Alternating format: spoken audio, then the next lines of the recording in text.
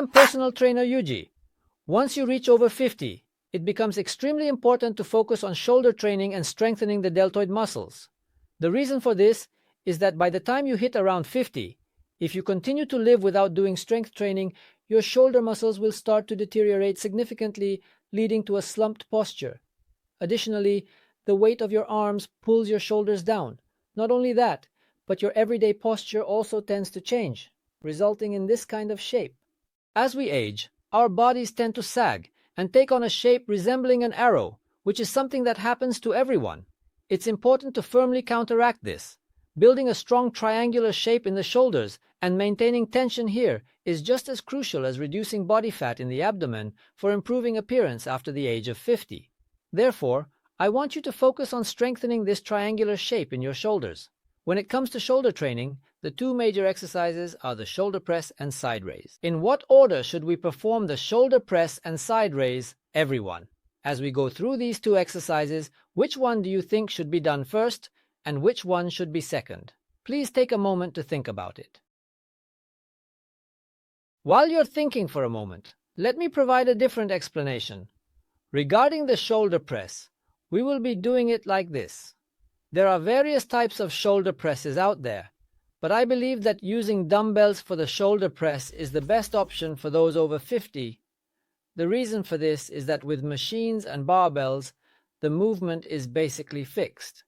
So, if you move it and it is completely fixed and only goes up and down, you honestly have to adjust your shoulder joint to fit this, which is a difficult situation for the shoulder. Well, you would probably use a barbell, but when you push up with a barbell, the width here doesn't change, yet the elbows have to come in. This puts the shoulder in a bit of a strained situation. Also, many machines move almost in a straight line upwards, and while there are some that come in like this, if it goes straight up, the burden on the shoulder can be quite excessive. It's quite large, isn't it? If it's a dumbbell, you can move the other arm's dumbbell around your shoulder's movement, which is especially important for those with stiff shoulders. For men over 50, using dumbbells is less strenuous on the shoulders and helps prevent injuries. Therefore, I would like you to use machines or barbells, but preferably dumbbells. As for side raises, there are ways to do them seated like this, but generally, they are performed standing. I would like you to do side raises.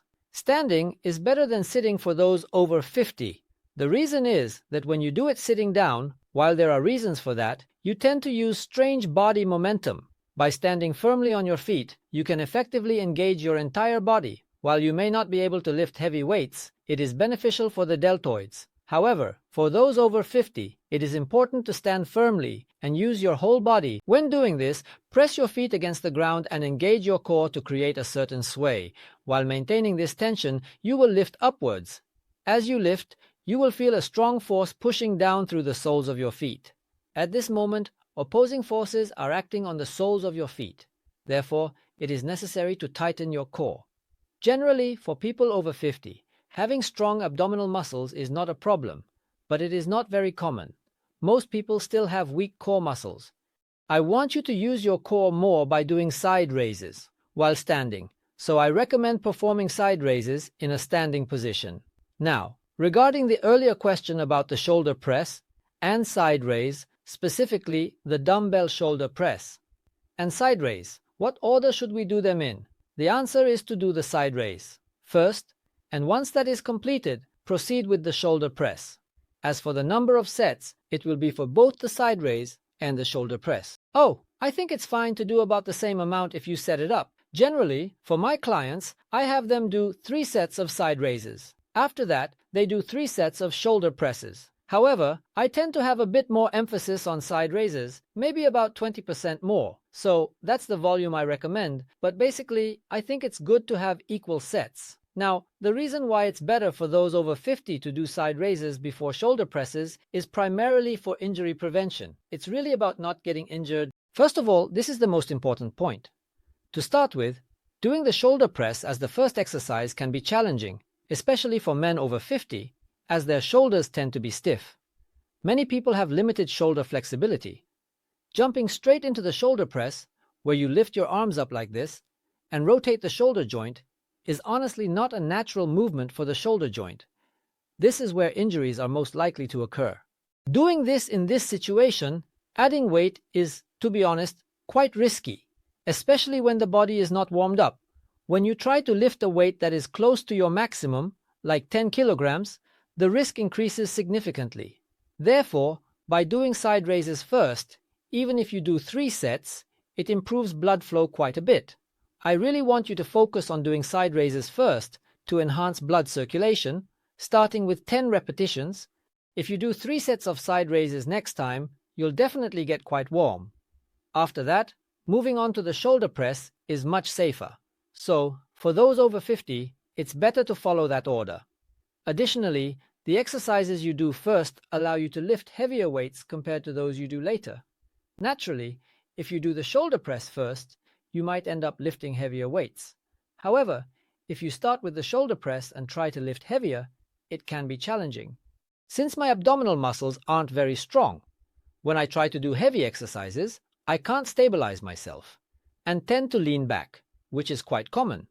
This happens more easily with heavier weights. If the weights aren't heavy, this issue doesn't occur as much. Therefore, it's better to do side raises first to tire out the muscles and then use a weight for the shoulder press that is lighter than what I would normally use, perhaps a weight lighter than 1 or 2. This way, it will be easier. In a situation where you can easily support your own body, you can sufficiently stabilize it with your own strength and avoid leaning back. Considering the body of someone over 50, it is better to perform the shoulder press later in the routine to ensure that the load is not released. By following this flow, you can fatigue the deltoids to some extent with side raises first. After that, you can proceed with the shoulder press, which is a so-called preparatory method. Since the shoulder press also engages the triceps, it allows for a more intense workout, effectively building the triceps. This width is easy to create a solid tension, so I think the best order is to start with the maximum set and then move into dumbbell shoulder press. Additionally, for those over 50, it's also good to work on the trapezius and rear deltoids. It's basically advisable to do so. You might wonder if it's really necessary for the average person over 50 to engage in such specialized exercises for the back, but it's beneficial. I think it's beneficial for the general population over 50 to engage in training. It might be difficult at first, but once you get past the initial stage, you should definitely do it. Generally speaking, it's important to start training properly and continue consistently. After about 4 to 6 months, it's a good idea to incorporate exercises that strengthen the back of the shoulder. This is particularly important for people over 50, as many tend to have issues like a forward head posture or rounded shoulders. The appearance of the shoulders can look quite flat and unattractive if the back is not well developed. Therefore, it is essential to focus on this area. At the same time, it's important to correct the posture. To restore proper posture, there are various muscles involved, such as the rhomboids, trapezius, and latissimus dorsi. By strengthening these muscles along with the posterior deltoids, we can develop the muscles that pull the shoulders back. If we don't do this, the shoulders will continue to look slouched. It's advisable to start incorporating exercises for the posterior deltoids after about 6 months. Well, I usually have my personal training clients do this as well. So, what we will do is, I'll explain it simply. You lie down here and then raise your arms straight out to the side. Let's do the rear delt raise. Stop at the top and slowly lower it down, stopping at the top again and lowering it slowly. Make sure to use dumbbells for 3 sets of this exercise. Don't raise your arms too high. About 45 degrees is good. From there, lower it slowly. We'll do this alternating sides for about 10 repetitions in 3 sets. However, when doing the rear delt raise, please don't use heavy weights. When you first start, 2 kilograms is sufficient. You can stick with 2 kilograms for about 6 months, or even up to a year. Finally, I feel like I should stick to 3 kilograms. I really don't need anything too heavy. It's been about 2 years since I got this little goldfish, and I think I might finally reach 4 kilograms. So, there's no need to push too hard. If I increase the weight too much, I might make a mistake. It will just turn into swinging my body, so please don't make it too heavy. One more thing I want you to do is the forward-leaning side raise. From here, while in a hunched position, spread your arms out to the side and lower them down. Spread them out to the side and lower them down. This is what I mentioned earlier. Unlike the previous exercise, the lying rear delt raise places a significant load when you lower and stretch your arms. In contrast, this exercise places the most load at the top when you contract. During this movement, it's important not to let the shoulder blades come together. Instead, keep them wide open. Maintain a rounded back. and the arms should move around the shoulder joint without forcing them too high. Even I can only lift them to this height, so there's no need to push for a higher lift. Since we're using a lot of effort, we should only do it at a height that doesn't tire out the shoulder. One tip I can give is that, while it may feel like you're not lifting high, if you try to lift up, you'll probably engage the trapezius muscle.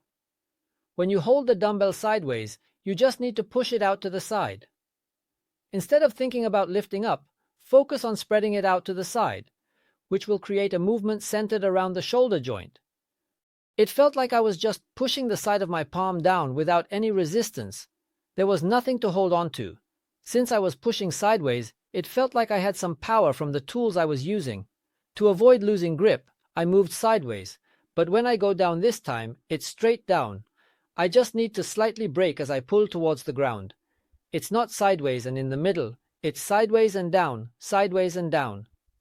When you approach it with a sense of lateral and downward movement, it feels like there is a load remaining in the work. Yes, that's the feeling. The exercise being performed is the dumbbell press. Now, regarding the current committee's competition, it's important to understand why we do it and in what order we do it. Understanding the meaning behind it is crucial. Additionally, there is a reason for doing this for those over 50, so if you engage in training with this understanding, you can efficiently build a strong and attractive physique even after 50.